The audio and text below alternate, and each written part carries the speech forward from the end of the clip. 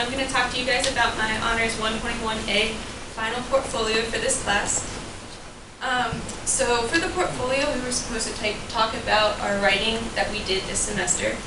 So for an overview, we had a drama, a short story, a creative nonfiction, and a poem.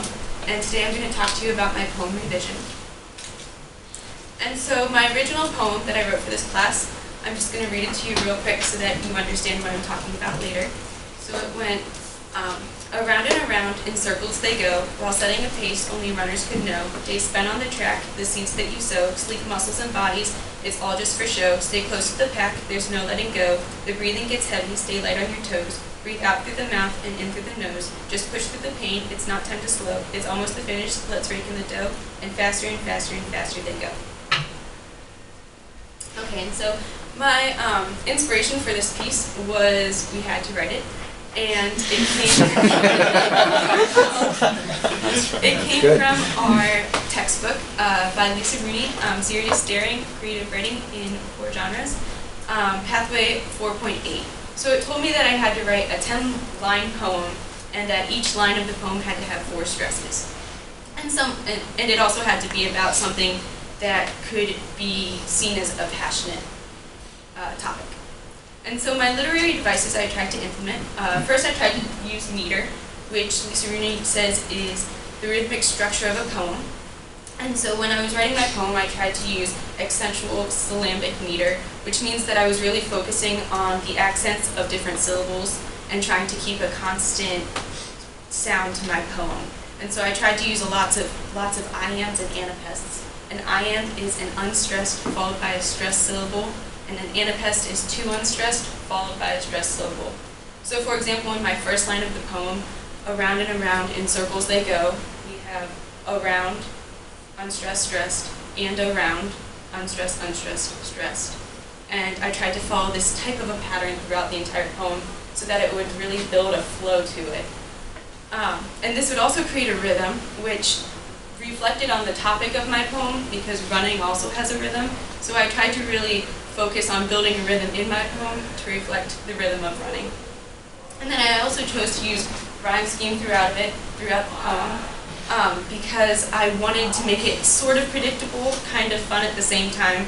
And so I used a variation of half rhymes and perfect rhymes. So my words either rhymed exactly or kind of rhymed.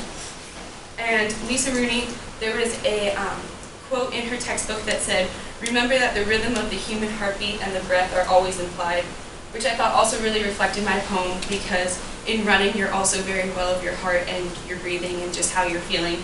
And I wanted my readers to also feel that as they read the poem. And finally, I used sensory detail. Rooney says it was used to partake or evoke sensation.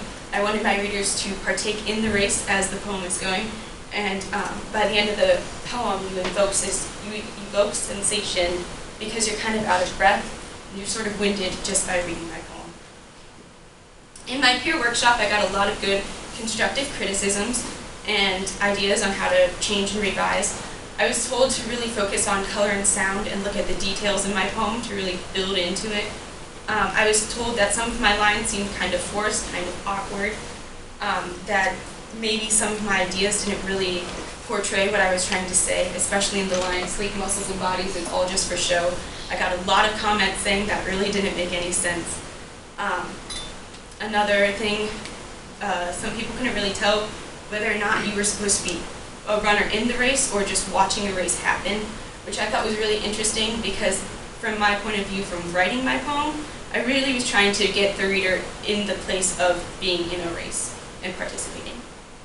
And finally, I got lots of comments on whether or not my rhyming was a forced thing or a good thing, or was just kind of there for no reason at all. And so for my poem revision, I kind of took all of these comments in and tried to really change it up. So one of my first changes was in the first line, instead of saying in circles they go, I said in circles we go, so that the reader knows that they are in the race and that they're there. I also tried to add some sort of a conflict in it, in a line that now states, the pack blocks me in, so I throw out a bow. So it's from the actual person running, bow meaning elbow, elbowing people. It's legal. And then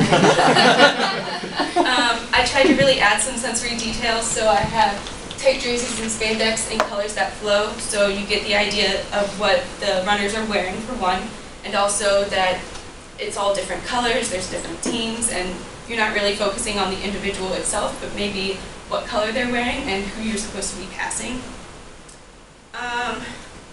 Another thing I tried to add with detail was on alert for the bell lap, the lap that we know. So the runner's hearing the bell, it gives another sort of sensory detail to it. And then the next line says, the leg muscles tighten and stomachs drop low, to really put the reader into the feeling to see exactly how it feels to run a race, basically. And then my final change was I changed the title of my poem. It is now called Track Town, which kind of reflects, Track Town, USA is the home of the University of Oregon running program. It's kind of a big deal in the running world. That's where the Olympic trials will be held this summer. And so I kind of wanted to change the poem just to make it a little more meaningful. This is my citation.